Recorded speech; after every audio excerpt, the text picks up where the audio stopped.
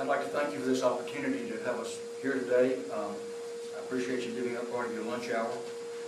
I'm Walter Steed, and I want to thank you for this opportunity to speak regarding my campaign for re-election to the Moscow City Council. For 2 years as a Moscow City Council member, I've worked to make Moscow an even better place to live, and am now running for a 4-year seat.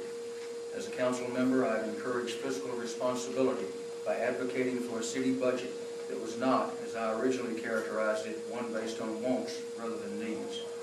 Despite the recession, this council has not laid off any employees, and for fiscal year 2010 has not increased Moscow's portion of the property tax. While many items that come before the City Council might seem to impact only a few persons or neighborhoods, I believe the greater community can be affected by decisions on issues of localized interest. I try to take the larger view, and during the past 2 years, I believe my votes have been to represent the interest of Moscow as a whole. For the past 28 years, I've been a self-employed consultant providing grant writing and project management services for public works projects in Idaho.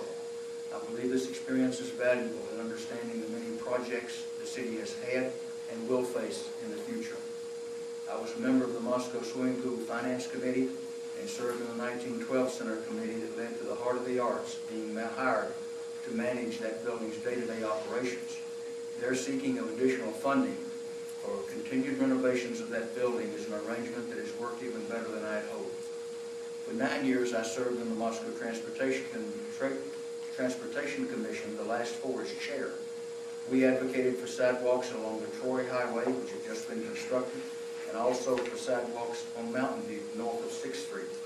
The other thing we did that was directly related to the University of Idaho is that the ASUI came to us and talked about the way students were crossing the Pullman-Moscow Highway from the housing over on A Street, and that they were doing it pretty much like rabbits running through a field. They were crossing anywhere and everywhere. There was some benefit to that because they knew how dangerous it was, so they were watching, but the motorists had no idea when the next jackrabbit was going to cross. We worked with the university, with the Idaho Transportation Department, Police Department, Street Department, and got 2 crosswalks on the Pullman Highway that were designated as crosswalks. Unfortunately, it took several years to gradually ramp up and to put more and more safety measures in place to protect the students as they cross that highway. We believe now it is pretty good. If students are pushing the buttons, we actually had to move a button 10 feet because it was put in too far away for students to want to bother to push it. They're now pushing it. The motorists have some speed bumps out there to say there's something coming up. They have overhead flashing lights. It's much improved, but it's going to get even better because the university just let a contract to construct a new street from Stadium Drive. It was, I think, once known as Nursery, and it's going to S-curve out to meet Peterson. It will be a 4-way intersection.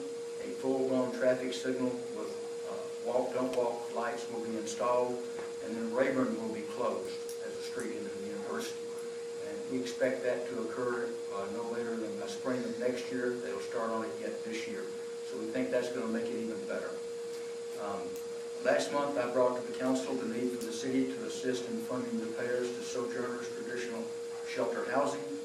I believe I provide a moderate, common sense leadership for Moscow. I do really appreciate being with you and look forward to many more opportunities to work with the students and the administration of the university. Thank you.